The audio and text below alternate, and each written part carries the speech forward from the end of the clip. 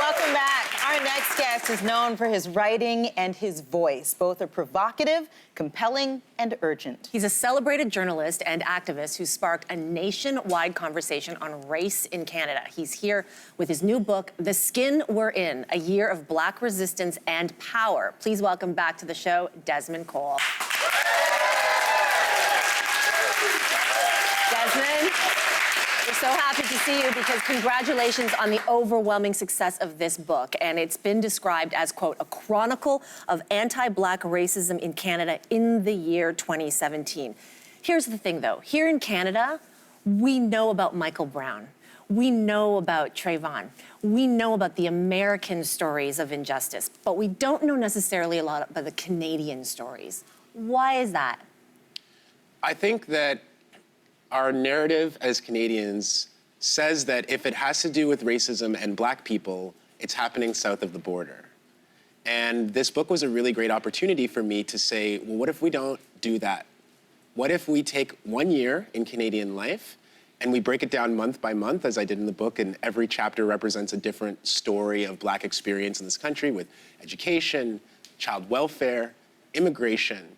And we're not doing comparisons. We're just looking at our country and saying, what does it actually look like to be Black in Canada in this time? And I think that it's a kind of a dodge to always focus on the United States, because then we never have to look within, we never have to bring that conversation home. People are perhaps a little ashamed of what they would find if they truly looked at what the government and our institutions, how they treat Black people. But we can't address that until we actually look at it. So that's what I wanted to do in this book. Yeah, it's a tough conversation to have because that's when things get real. And as you mentioned, a lot of our institutions, from government to the courts to our police forces, have historically held up systemic racism, but we're starting to see some changes in these spaces. We're starting to see more Black representation. We are. Does it mean, though, that that's effective? When we see those changes, is it effective to create change from the inside? Or is it, Desmond, about dismantling everything?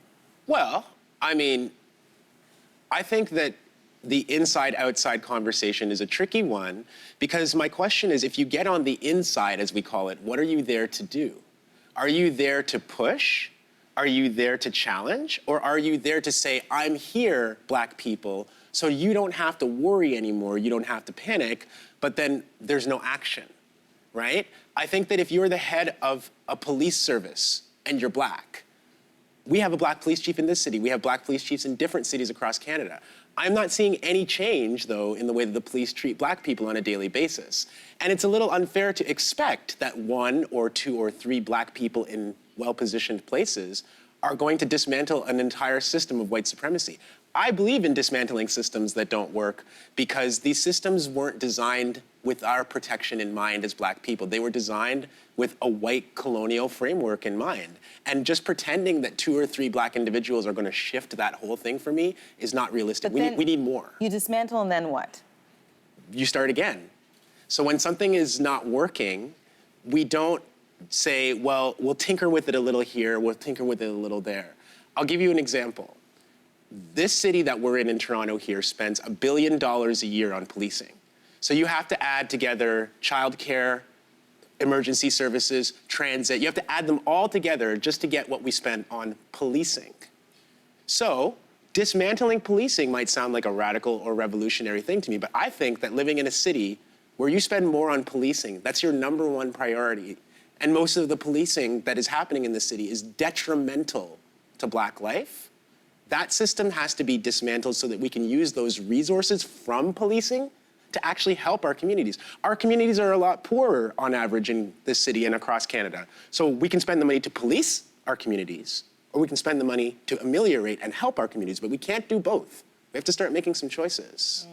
You wrote that younger generations of Black people have to be willing, that are fighting for change, for radical change, have to be willing to challenge their elders. So there's this whole idea of generational class differences within the community. Speak to that. Yeah, you know, my mom is almost retired now, but my mom experienced a kind of upward mobility that we hear about in Canada. That story of immigrants coming here, not having a lot of money, maybe going back to school as both my parents did, and then moving up socially and in class. The fact of the matter, though, is for a lot of people in my generation, that's not happening anymore. Some things are going in the wrong direction now. It's harder to sponsor your parents if you're Black to come to Canada than it was when my parents did it for their parents. It's a lot harder to immigrate in some streams, like, at all. The job market for Black young people who are very educated today is a lot tougher than it was for my parents. So if their generation looks at us and is like, oh, you guys, you're impatient, you have to work hard, I think the older generation needs to understand things have changed.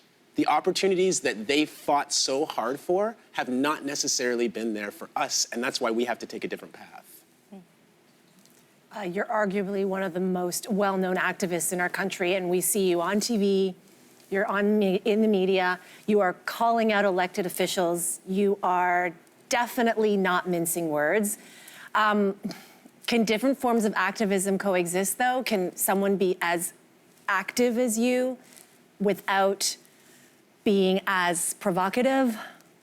I mean, everybody's got to choose their path. I do what makes me feel validated. I do what I think is effective. I really think that we should talk about what our goals are.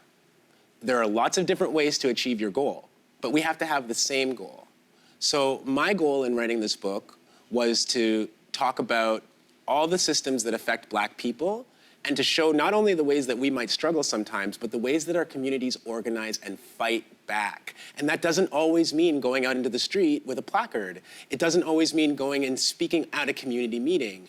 It can mean working with and supporting people in your local community. It can mean doing social work. It can mean being a professor or a teacher or just a person in your community that's supporting Black life and that's supporting the people around you. All these networks that we don't see of Black people supporting one another is not the activism maybe that I do, but it's just as important for our community.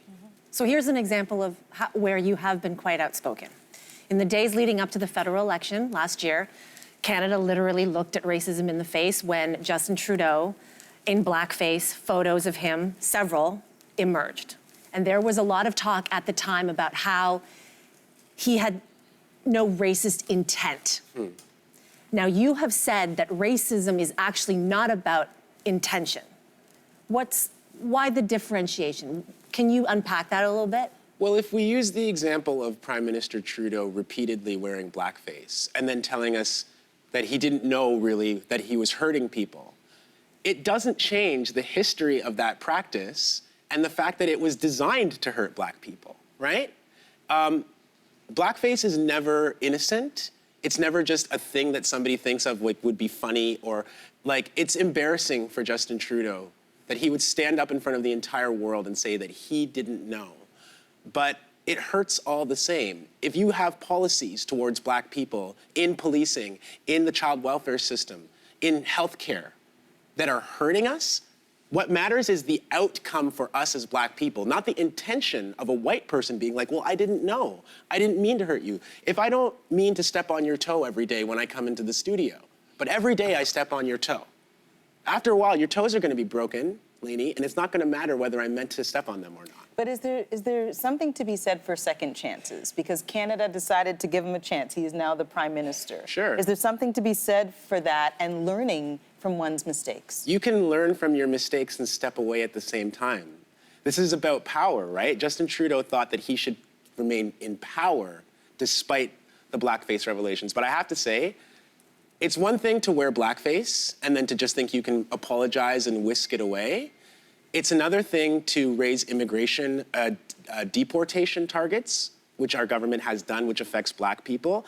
It's another thing to not equalize child welfare for First Nations kids on reserves. The Canadian Human Rights Tribunal has asked Justin Trudeau to do that multiple times. How you treat people who are Black and who are Indigenous in this country as a government, the policies that you make, and the policies that this government needs to change, that's what I'm truly focused on. The blackface is insulting, and in my personal opinion, he should have resigned. But now I'm looking at the policies that his government is making, and I'm asking for way more from this government. As a member of a marginalized community, you have addressed this, we've talked about this. You walk around the world in these spaces with a lot of pain. So where do you find joy to keep going?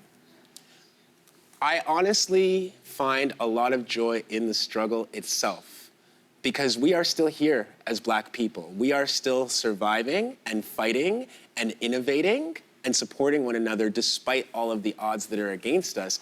And just fighting back gives me a lot of hope and joy too. But I did write in the book about taking time out for, you know, literally smelling the flowers, for holding your friends close, your family. And coming here to the social and talking to us. Thank you so much, Desmond, for joining us today. The book is called The Skin We're In, A Year of Resistance, Black Resistance and Power, in stores now.